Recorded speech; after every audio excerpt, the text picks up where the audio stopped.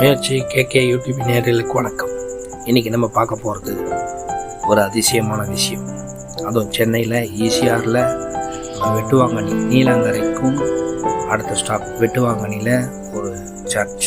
அந்த சர்ச் யாருதுன்னா புனிதர்கள் சுவக்கியும் அன்னம்மாள் அவர்களோட திருத்தலம் தான். இவங்க யாருன்னு கேட்டிங்கன்னா இன்னும் ஆச்சரியப்படுவீங்க. மதர் மேரியோட அம்மா அப்பா. இவங்களை பற்றி ஒரு ஸ்டோரி நமக்கு தெரிஞ்சது. ஒரு சின்ன பொண்ணு தான் என்னை இந்த கோயிலுக்கு போச்சு.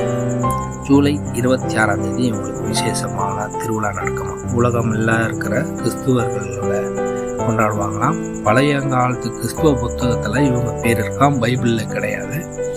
அந்த புத்தகத்தை கூகுளில் சர்ச் பண்ணி தேடி கண்டுபிடிச்சி படிங்க. இவங்களை பற்றி சில தகவலை உங்களுக்கு கொடுக்குறேன். இவங்க இரபக்தி உள்ள தம்பதியாக இருக்கலாம்.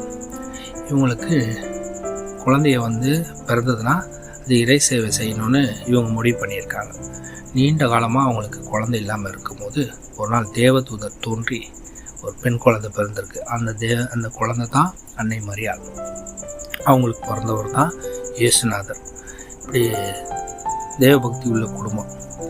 இங்கே குழந்தை இல்லாதவங்க குழந்தை வரம் கிடைக்கும். வீட்டில் பிரச்சனை இருக்கிறவங்களுக்கு பிரச்சனைகள் இல்லாமல் பண்ணுவாங்க, ஆகிடும். மற்றது எது வேணாலும் நடக்கும். ஈசிஆரில் இருக்குது, போய் பாருங்கள். அந்த போட்டால் நம்ம வீடியோவில் வரும். உங்களுக்கு ஏதாவது தகவல் தெரிஞ்சதுன்னா எனக்கு கமெண்ட் பாக்ஸில் எழுந்துங்க.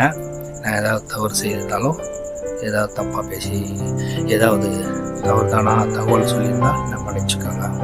எனக்கு தெரிஞ்சதை உங்களுக்கு சொல்கிறேன். அங்கே போய் பார்க்கும்போது அந்த வேளாங்கண்ணி அம்மா நம்ம அம்மா தானே, அவங்க குழந்தையாக இருக்கிறத பார்க்கும்போது ரொம்ப சந்தோஷமாக இருக்குது. அப்பா அம்மா கூட நடுவில் நின்று தேரை அந்த மாதிரி தான் எடுத்துகிட்டு போனாங்க.